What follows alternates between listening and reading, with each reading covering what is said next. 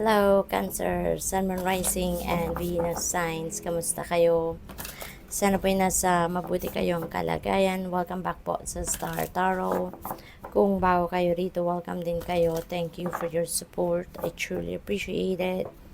God bless you all po. Tingnan natin ang mga messages ninyo. We have the energy is gaining momentum, which is really good. Kasi siguro sa ngayon, mas porsigido na kayo, mas ginaganahan siguro kayo ngayon sa pagte-take action regarding kung ano man yung mga plano ninyo sa buhay, 'di ba? Kasi maybe may mga opportunities na nandiyan din, no, na nakikita ninyo na it's going to help, 'di ba? Kung ano man yung plano ninyo, maaaring unti-unti nakikita ninyo ang changes, nakikita ninyo na siguro nagpo-progress, 'di ba? Kaya maganda to. We have Three of Wands. This is good fortune energy. Kaya may swerteng babalot sa inyo sa ngayon, no? Maganda rin dito kasi you are finding direction ngayon kung saan kayo dapat papunta. Mas malinaw na sa isip ninyo ngayon where you're heading, what you need to do right now, what are the things that you need to focus on. Kasi nga, mas kayo ngayon, mas determinado na kayo, mas confident na kayo about yourself. So talagang, kumbaga, meron kayong malinaw na sa inyo kung ano yung foresight ninyo. Kaya alam na ninyo kung ano ang mga bagay na gagawin ninyo sa ngayon, no? What else?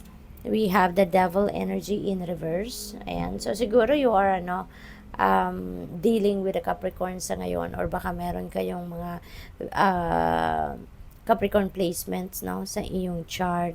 So, this is good as well kasi you are regaining your control, no, over your life. Kasi maaaring in the past, no, someone or something, no, siguro yung nagko-control sa inyo din. Pero ngayon, you are going to reclaim your power, you're going to reclaim your freedom sa ngayon at kayo na dito ngayon yung masusunod, kayo na yung kung ano yung gusto ninyo, 'di ba? Papaandarin niyo talaga dito yung inyong willpower at ipagpipilitan ninyo na kayo na ang masusunod sa kung ano man ang bagay na gusto ninyong gawin.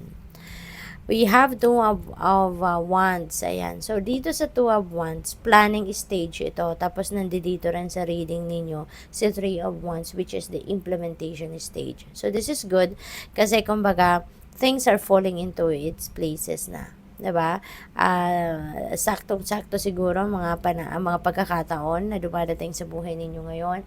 Parang it's taking shape na your dreams siguro kumbaga are taking shape na sa ngayon, no? Kaya maganda na siguro kung ano man yung mga expectations ninyo, maaaring yan talaga ay makukuha nyo na, yan ay makakamit nyo na, no? So, this is really beautiful.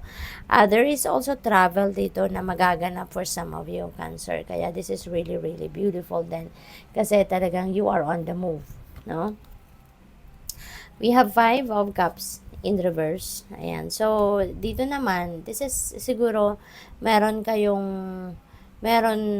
gumugulo sa isip ninyo in the past, no? Maaring meron kayong hindi pagkakaintindihan with someone, baka nagkaroon kayo ng away, nagkaroon kayo ng conflict with another person. But ngayon, magiging maayos na din ang lahat between you and that person, no?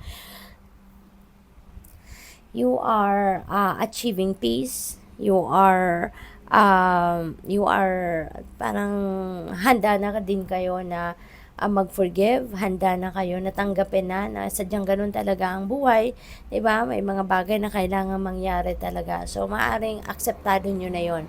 Kung ano man yung pag hindi ninyo pagkakaintindihan, akseptado ninyo ang sitwasyon. Kaya ngayon, mas na kayo, mas emotionally mature na kayo ngayon at magaan na sa pakiramdam ninyo na kailangan ng tanggapin ng mga bagay na yon. Kaya instead na magalit pa ako, instead na magtampo pa ako, I'd rather accept, no, and forgive.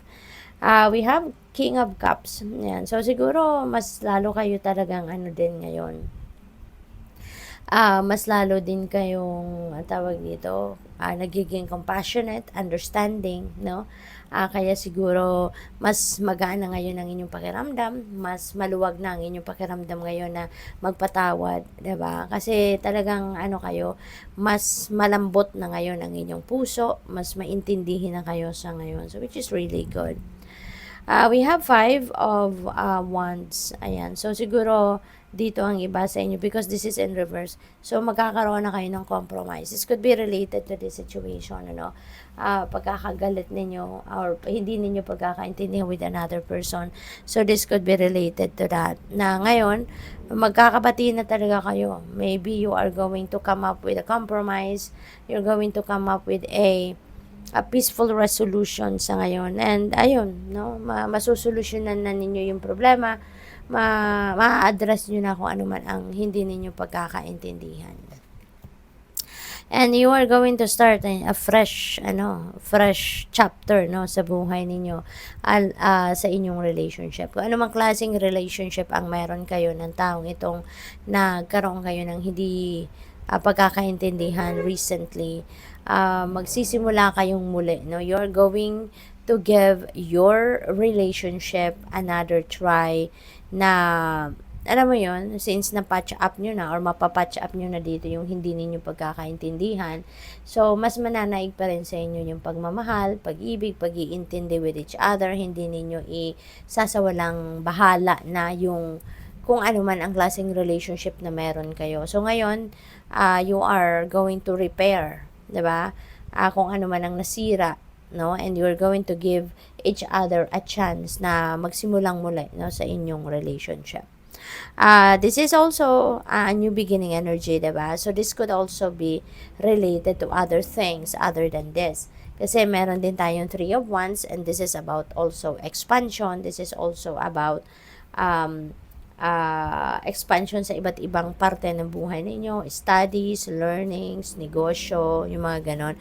So, maybe you're going to start something new. You are embarking on a new adventure sa ngayon, and you are going to start something new. Baka bagong business, baka bagong mag-aaral kayo ng bagong course, no? So, depende sa inyong sitwasyon. But definitely, there are other things that you're going to start, no? Sa ngayon. We have justice. Ayan. You're getting what you deserve. Okay? Kung ano ang deserve ninyo, kung ano ang para sa'yo, kung ano sa tingin mo ang nararapat para sa'yo. Yan din talaga ang makukuha mo sa ngayon. You are going to receive kung ano man ang para sa'yo sa ngayon. Kaya magiging balanse na din ang lahat kasi baka ito yung magpapaayos ng inyong sitwasyon. What else? We have Hierophant. Ayan. So, baka meron din talaga nag-a-advise sa inyo, kaya nagiging maganda rin ang takbo ng isip ninyo sa ngayon. Kasi maybe meron kayong mga advisors, meron kayong mga mentors, no, teachers na nagbibigay sa inyo ng opinion, nagbibigay sa inyo ng sage advice, kasi kaya mas nagiging positibo na din ang takbo ng isip ninyo sa ngayon. Mas malalim na ngayon yung inyong pag-iintindi about your situations, no? So, good luck sa'yo. Thank you for watching. Love and light. Namaste.